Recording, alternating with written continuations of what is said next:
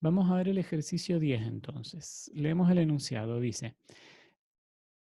Acá tenemos, a ver que lo voy a marcar. Ejercicio 10. El espectro de una señal de voz es prácticamente nulo a frecuencias superiores de 5 kHz. A. Determinar la frecuencia y el intervalo de Nyquist. B. Proponer una frecuencia de utilidad práctica para el muestreo. C. Graficar el espectro de amplitud de la señal en función de omega mayúscula después del muestreo. D. Si el espectro de la señal muestreada tiene una componente en omega mayúscula igual 1,75 radianes, ¿cuál es su correspondiente frecuencia omega? E. Analizar qué sucede si se elige la frecuencia de muestreo de 8 kHz. Bien, fíjense que tenemos varias cosas para resolver. Acordémonos ahora más que nada que tenemos esta frecuencia como frecuencia máxima del espectro, ¿sí? La frecuencia de 5 kHz. Vamos a ir a la parte donde está el ejercicio resuelto y vamos a ir viendo qué es lo que hay que hacer. Dice acá, voy leyendo, acá tenemos la resolución del ejercicio 10. Del enunciado sabemos que el espectro de una señal de voz posee una frecuencia máxima, fíjense acá está aclarado de nuevo, igual a 5 kHz, a partir de la que podemos determinar A. En el punto A, recuerden que pedía la frecuencia de Nyquist, frecuencia y el intervalo de Nyquist. Se le llama, no me acuerdo esto si lo he dicho puntualmente antes, se le llama frecuencia de Nyquist o intervalo de Nyquist a las frecuencias, a la frecuencia y al intervalo correspondiente si se toma en el teorema del muestreo la igualdad en la expresión que hemos estado viendo, que dice, por ejemplo, que la frecuencia de muestreo, Fs, es igual a 2 veces la frecuencia máxima. ¿Sí? Fíjense que en el teorema del muestreo acá usualmente hemos escrito un signo mayor, así que la frecuencia de muestreo tiene que ser mayor que 2 veces la frecuencia máxima. Cuando se usa el signo de igualdad a esta frecuencia que encontramos acá, se le llama frecuencia de Nyquist. Sería como el límite justo en el que se supone que el muestreo está realizado de forma apropiada. Le voy a cambiar entonces el subíndice y podemos poner acá, por ejemplo, Fn, ¿sí? La frecuencia de Nyquist. O bueno, acá está con un subíndice Nyquist directamente. Entonces, la frecuencia teórica mínima dada por el teorema del muestreo es la frecuencia de Nyquist. La frecuencia de Nyquist es igual a 2 veces la frecuencia máxima es igual a 10 kHz. El intervalo de Nyquist vale entonces delta t de Nyquist es igual a 1 sobre la frecuencia de Nyquist es igual a 100 microsegundos. Sí, acá tenemos la relación entre intervalo de tiempo, que sería el intervalo de Nyquist, y la frecuencia de Nyquist. Es lo mismo de siempre. Si frecuencia es igual a 1 sobre tiempos, o 1 sobre delta t, o 1 sobre periodo, como lo quieran ver. Bien, eso es sencillo y nada, no es más que ese cálculo. En el Profe, punto, una pregunta. sí, Nyquist se puede usar solamente si nos dicen que para, para llegar a la frecuencia esa ya es casi nula la amplitud, entonces no habría sí, problema con el solapamiento. sí, en realidad esto de la frecuencia de Nyquist es más bien conceptual. Realmente yo creo que en la práctica no se aplica nunca esa relación porque siempre hay que dejar un margen, porque ya van a ver también ustedes más adelante que se utilizan filtros, el llamado filtro anti-aliasing que se pone antes del muestreo de una señal para evitar el aliasing, y esos filtros no son perfectos.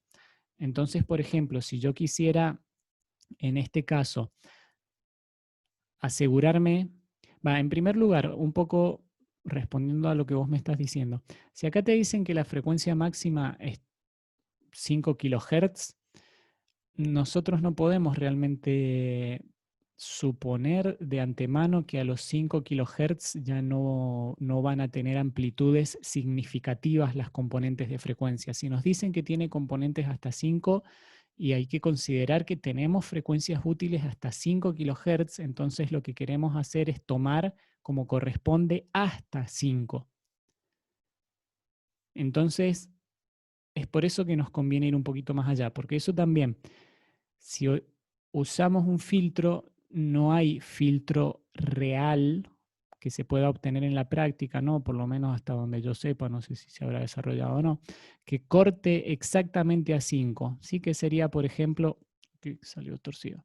Vos tenés, por ejemplo, tu espectro, que sería como una cosa así, más o menos como lo he estado dibujando así, llegamos acá hasta 5 kHz, esta sería la frecuencia máxima, 5 kHz, y yo quiero poner un filtro que corte ahí para evitar aliasing, y el filtro ideal, que sería una cosa así, que llegue hasta 5 y corte exactamente ahí, no existe, ¿sí? En general los filtros tienen una forma gradual, ¿sí? Una cosa así.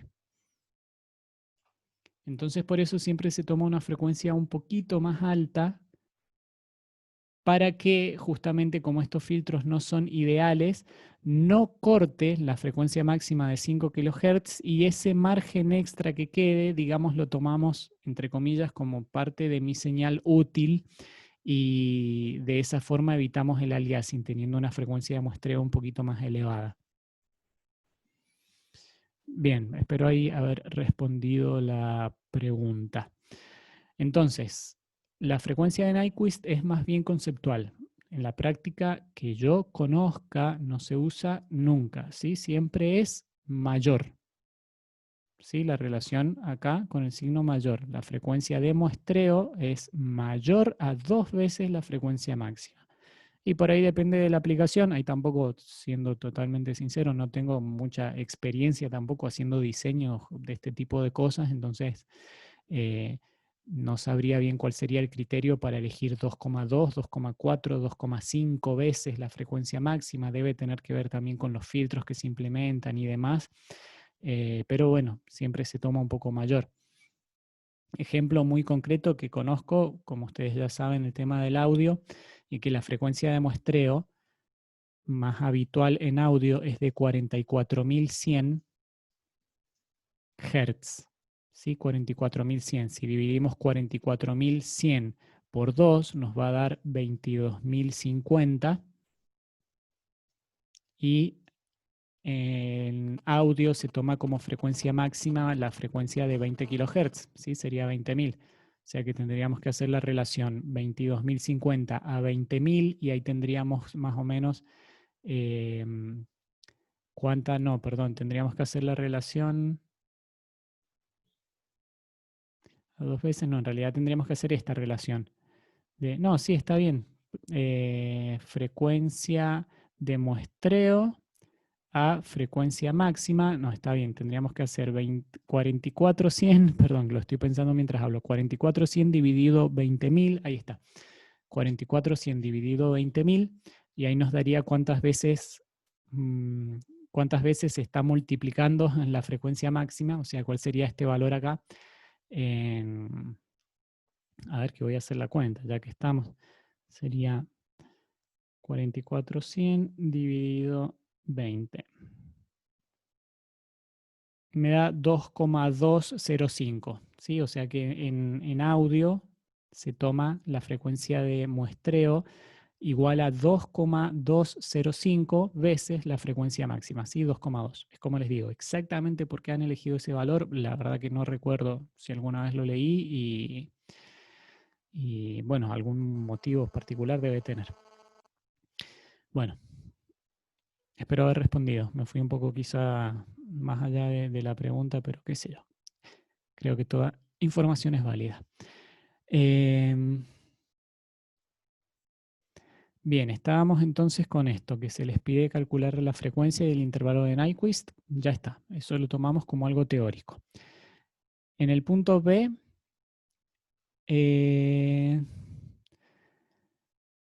se les pedía acá, proponer una frecuencia de utilidad práctica para el muestreo.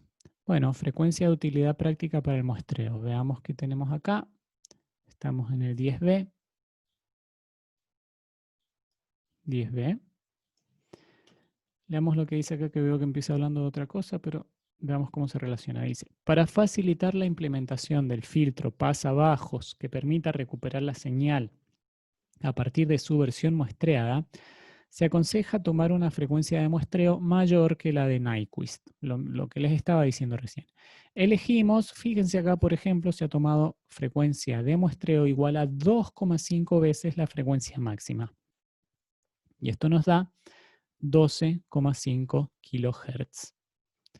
Sí, se toma, en nuestro caso acá, de nuevo, insisto, esto es más bien conceptual, así que se toma un valor de 2,5 de forma un poquito arbitraria. Lo que sí buscamos es cumplir con las condiciones que impone el teorema del muestreo. Entonces elegimos esta frecuencia de muestreo y el intervalo de muestreo resulta en un delta S igual a 80 microsegundos que se obtiene haciendo 1 dividido frecuencia de muestreo. ¿Sí? Bien, cualquier cosa y me avisan. El punto C, veamos qué preguntaba. En el punto C nos piden graficar. Graficar el espectro de amplitud de la señal en función de omega mayúscula después del muestreo.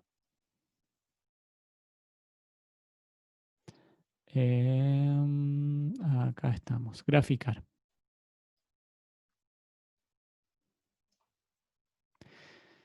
Bien, acá para graficar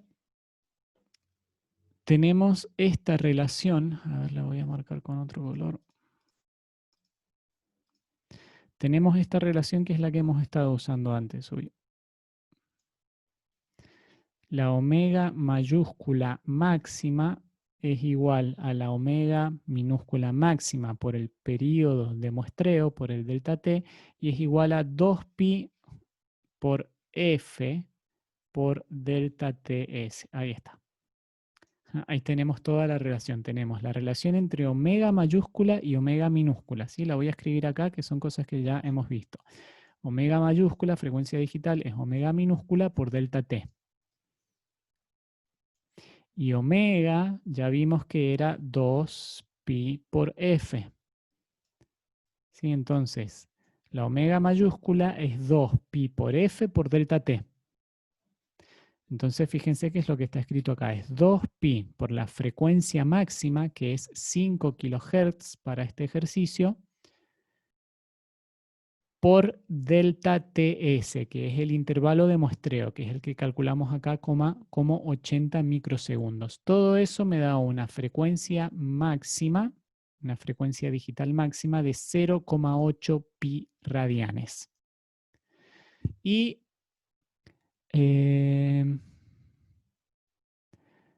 ¿por qué acá calcula una frecuencia alias?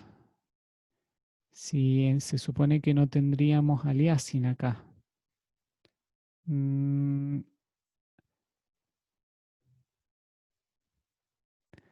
Ahí se me hace que esto, déjenme pensar, 2pi por frecuencia de muestreo menos frecuencia máxima por delta ts es igual a 1,2 pi radianes.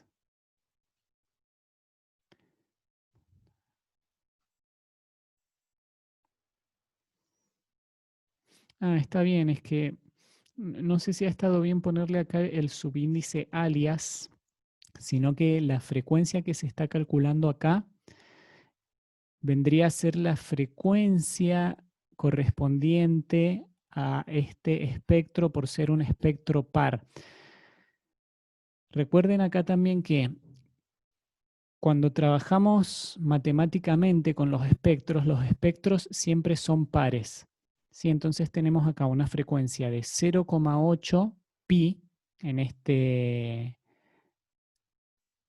espectro en el eje omega mayúscula. Y como esto es un espectro par, vamos a tener del otro lado una frecuencia de menos 0,8 pi, ¿sí? Por ser un espectro par. Fíjense que esta es una consecuencia matemática de los espectros, de que el espectro sea par, porque no sé si lo habrán pensado ya, pero no tiene sentido hablar de frecuencias negativas en el mundo físico, porque una frecuencia para nosotros es un número que nos dice la cantidad de veces que algo se repite en el tiempo. Si una frecuencia de 5000 Hz me está diciendo que tengo 5000 ciclos por segundo. Entonces es algo que se repite 5000 veces en un segundo, pero si quisiéramos pensar algo que se repite menos 5000 veces, no tiene sentido físico. Está, pero en la matemática los espectros son pares. Entonces, bien, fíjense que tenemos este espectro par, una vez que lo dibujamos, con su frecuencia máxima en 0,8 pi, que es la que se calculó acá arriba. Sí, es la que se calculó acá. 0,8 pi radianes es la frecuencia máxima en el diagrama, en el espectro con frecuencia digital como eje de abscisas. Y tenemos el espectro par. Fíjense, me detuve un segundo porque estaba pensando en la forma que tiene el espectro acá, ¿sí? Ven lo que les decía más o menos, que cuando se dibuja el espectro se le da una forma que nos permita identificar rápidamente dónde empieza y dónde termina las siguientes réplicas del espectro. Fíjense, entonces tenemos el espectro par, 0,8 pi y menos 0,8 pi. Y este cálculo que se está haciendo acá, que les digo, quizá el subíndice alias no era el más adecuado para poner en esa parte, lo que se está haciendo es calcular esta frecuencia de acá. Que fíjense, este espectro se va a repetir. Y el espectro es periódico en el eje omega mayúscula cada 2pi. ¿Sí? Eso es algo que ya hemos hablado. Entonces, en 2pi voy a tener centrada una réplica de este espectro que tengo acá. Entonces, 2pi más 0,8 me va a dar acá 2,8 pi, que es donde tengo la frecuencia, digamos entre comillas, en frecuencia máxima correspondiente a la primera réplica del espectro. Y la otra frecuencia, o digamos el otro extremo en este espectro,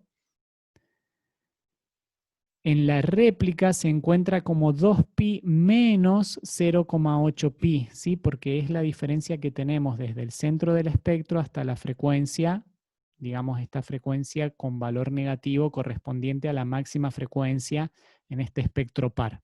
Entonces 2pi menos 0,8 pi nos da 1,2 pi, que es esta frecuencia que tenemos acá, y es lo que se calculó acá arriba, ¿sí? Fíjense que dio 1,2 pi radianes. Esto no es más que algo que uno puede intuir cuando está construyendo las gráficas, digamos, de forma casi geométrica, ¿sí? O si uno sabe que esto se tiene que repetir cada 2pi en el eje omega mayúscula, y bueno, y de acá tengo 0,8 pi, acá voy a tener menos 0,8 pi desde el centro, se supone que cuando esto se centra en 2pi, y bueno, para la derecha tengo 2pi más 0,8 pi, para la izquierda tengo 2pi menos 0,8 pi para poder dibujar este espectro o la réplica de este espectro de igual forma que como está el espectro, digámosle, original, entre comillas. Bien, entonces, me voy a detener de nuevo un poco para que veamos cómo se hizo esta gráfica, porque así tendrían que trabajar también en el ejercicio que estábamos discutiendo recién, ejercicio 8, donde se trabaja con una señal de audio. Fíjense que comparándolo con el ejercicio anterior, el ejercicio 8, como les decía, que se trabaja con una señal de audio que va desde 20 kHz hasta 20 va desde 20 Hz hasta 20 kHz. El otro espectro tendría que haberse dibujado como una cosa así, ¿sí? Que empieza en 20 y tiene esta forma y termina en 20K, ¿sí? En 20.000. En este caso no se nos ha dado una frecuencia mínima, sino que se nos dice simplemente que tenemos una frecuencia máxima de 5 kHz. ¿Está bien? Entonces por eso esto se puede dibujar así. Más allá de que es imposible en una señal de voz tener una frecuencia prácticamente cero, ¿sí? Un valor constante, una continua, porque bueno, no sucede. La voz es una onda en que siempre tiene una frecuencia y como frecuencia mínima, no sé, podemos llegar hasta 300 Hz, 250 Hz, pero más abajo de 250 tampoco hay componentes de frecuencia para la voz humana. Así que podríamos haber dibujado este espectro también como lo dibujé recién, ¿sí? Con un valor de frecuencia mínima y un valor de frecuencia máxima. Pero bien, consideramos solamente la frecuencia máxima y por eso nos habilita a empezar desde cero. Entonces, lo que se ha hecho para dibujar en el eje omega mayúscula el espectro es simplemente usar esta relación que escribí acá en el costado. ¿Sí? Fíjense que no es realmente muy complicado. La forma del espectro es bastante arbitraria, como les decía, en general van a ver forma triangular para que quede de forma clara dónde empieza y dónde está terminando el espectro. En el eje de amplitud, de nuevo, fíjense que en esta gráfica que nosotros hicimos acá no le hemos dado mayor importancia a la amplitud porque más que nada le estamos prestando importancia a lo conceptual relacionado con las frecuencias de este espectro. Y siempre recordar que el espectro en el eje omega mayúscula es periódico cada 2pi. Y el espectro en el eje omega minúscula es periódico cada omega s. ¿Sí? Eso también es importante. Y eso sucede una vez que la señal ha sido muestreada. ¿Sí? El espectro original se vuelve periódico cuando la señal ha sido muestreada. Bien. Creo que no hay mucho más que decir. Quería complementarlo un poco más con lo que tienen que hacer en el ejercicio 8, pero la verdad es este mismo procedimiento. De nuevo, insisto, no tenemos matemática muy complicada en lo que respecta a lo que estamos resolviendo acá porque es más bien conceptual. ¿Sí? Solamente hay que tener cuidado de entender lo que está sucediendo, más que nada con la repetición del espectro, que esto se hace periódico, o sea, tendríamos más espectros a la derecha, ¿sí? Que el próximo espectro aparecería centrado en 4pi, y tendríamos también espectros a la izquierda, en donde tendríamos un espectro centrado en menos 2pi, otro en menos 4pi, y así sucesivamente, porque esto es periódico. Bueno, no se me ocurre realmente decirles nada más por el momento. Seguimos viendo el ejercicio y en todo caso ahí termino de explicar esto y habilitamos a de nuevo volver a charlar un poquito más, que me pregunten si algo no quedó comprendido. En el punto D se nos daba una frecuencia omega mayúscula de 1,75 radianes y nos pedían simplemente calcular a qué frecuencia omega minúscula en radianes por segundo correspondería a esta frecuencia de 1,75 radianes. Usamos esta misma relación que está acá, ¿sí? Nada más que ahora despejamos omega minúscula y nos queda que omega minúscula es igual a omega mayúscula dividido delta t, y se encuentra un valor de 21,875 kilohertz. ¿Sí? Que fíjense 1,75. Estaba pensando 2pi. Esto estaría... A ver, si lo hacemos como fracción de pi, déjenme hacer la cuenta. Voy a hacer 1,75 dividido pi para que ubiquemos dónde está eso en el espectro. Sería 1,75 dividido pi. Me da 0,55.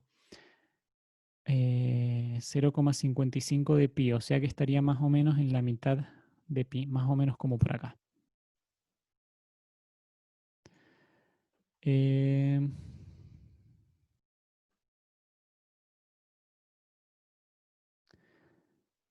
Déjenme igual que verifique, que estoy con una duda. 1,75.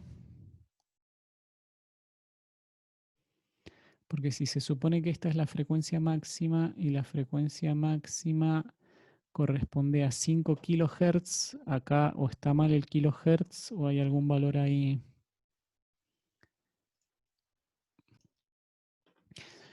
Entonces dijimos que el error está acá, que esto no son kilohertz, sino que son radianes por segundo, ¿sí? Entonces para encontrar la frecuencia en hertz correspondiente a esta frecuencia omega mayúscula de 1,75 radianes hay que dividir esto por 2pi.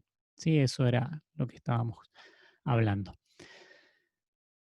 Bien, esto no es más que nada, digamos, como a motivos de hacer una relación entre una frecuencia en la variable de la frecuencia digital omega mayúscula y la frecuencia correspondiente en radianes por segundo o hertz, si se quiere hacer la relación también. ¿Sí? Vemos cómo se relaciona acá en este espectro.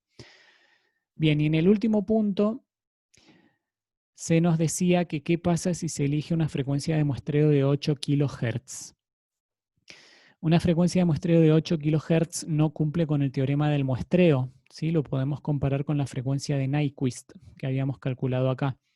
Fíjense, la frecuencia de Nyquist, que nos da el límite teórico para hacer un muestreo, nos decía que es de 10 kHz. O sea que para que haya un muestreo de forma adecuada, la frecuencia de muestreo tiene que ser mayor que 10 kHz. Si es menor, vamos a tener aliasing o solapamiento. Y es lo que pasa en este punto que se nos pide analizar eso. Si se elige una frecuencia de muestreo de 8 kHz, se producirá pérdida de información, aliasing, pues no se cumple con el teorema del muestreo. En particular, toda la información contenida en frecuencias mayores a la de alias, que la frecuencia alias se calcula como frecuencia de muestreo menos la frecuencia máxima, que es 3 kHz, resulta destruida debido al solapamiento de los espectros. Se deja al alumno la representación gráfica de este caso.